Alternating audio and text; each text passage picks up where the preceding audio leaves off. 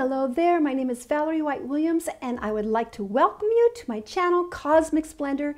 And this is where I get to talk about astrology, spirituality, and how to be safe in our changing world. So what I'm talking about today is learning to follow your intuition. So the intuition is something that many people ignore. It's right when you go to the grocery store and you are walking down the aisles and you're looking at something and then you look at, like, say, paper towels, and you're like, why am I looking at paper towels? Why is this happening? And then you go, oh, I don't know, maybe not. And then you come home and you look and you say, hey, we're out of paper towels.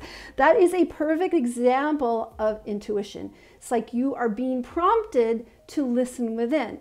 Now, the big issue that we are all facing is we are taught to look outside of ourselves. We are looking to the environment to give us the clues that we're supposed to have.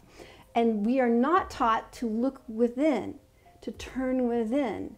So in the training that I got at the Washington Psychic Institute, it was all about focusing inward, which is completely contrary to what we're taught in school. We are taught to look outward.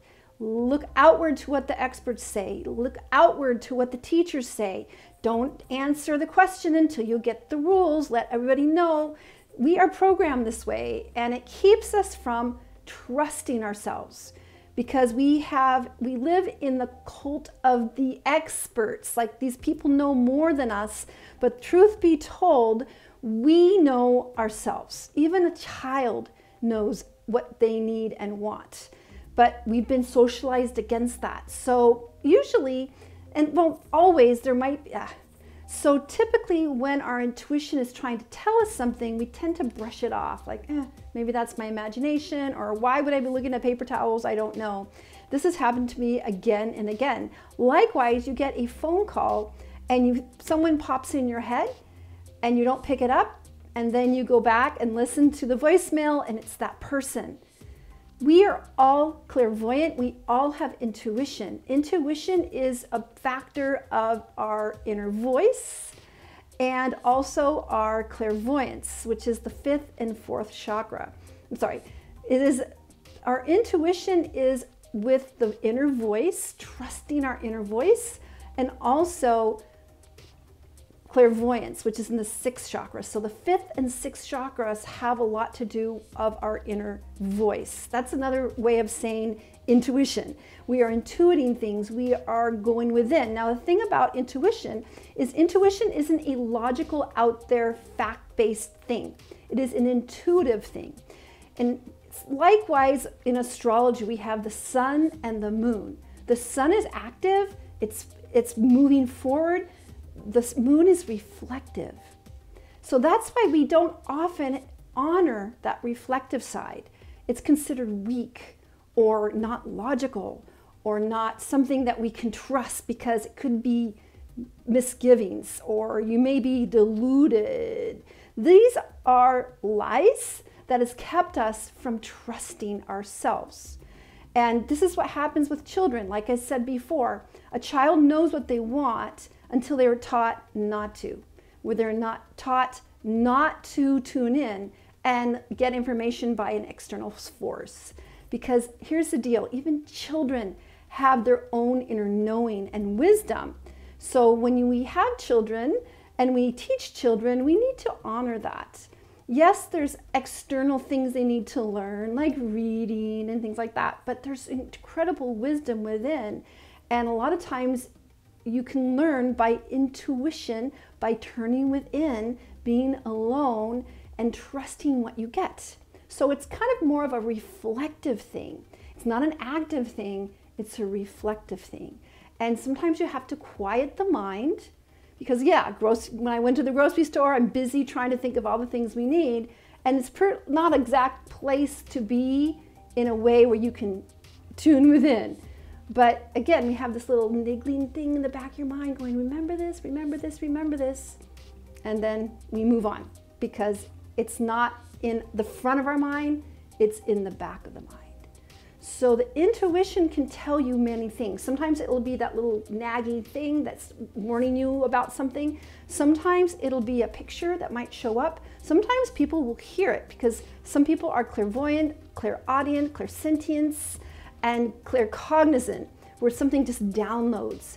Now the thing is, for all those clairs, you have to be in a receptive place. You can't go grab it. You can't go to it with a more active mind. It has to be quiet so you can receive it. You have to be in a place to receive the intuition and trust it.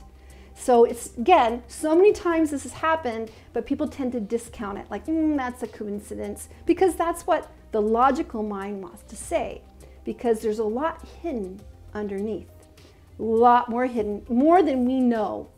So the first thing is to trust your intuition. Don't be afraid of it. Don't deny it. And this can happen in relationships too, where you have this feeling, if you really, really want to be with somebody and you really love them and you want to make it work, but you can ignore the warning signs. See, that's another sign of intuition. So we have to learn to trust our intuition. We learn to trust it when we kind of validate and go, yeah, I should have listened to my inner voice. And then you need to spend some time away, silence, away from people, quiet, to allow these things to come to you.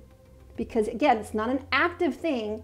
If you're in your active mind, you're going to probably use your mental mind or your logical mind or your programmed mind. Intuition doesn't work that way. It comes from this reflective space. So you have to go into that you have to go into that reflective place so you can actually tune in to what's really coming at you. That's how it works. So that's why we all need to have a practice that brings us back to our core, whether it's yoga, whether it's music, whether it's meditation, taking walks in nature.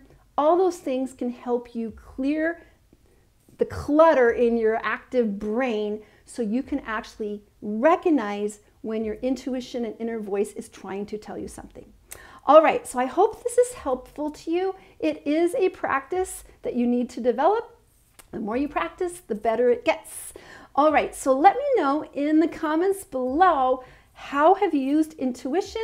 Have you ever had something and you ignored your intuition and then later you go, why didn't I listen? Why didn't I listen to that? How do you have a practice that will allow you to tune in so you get the messages from your inner voice and your intuition? I'd love to hear about it in the comments below.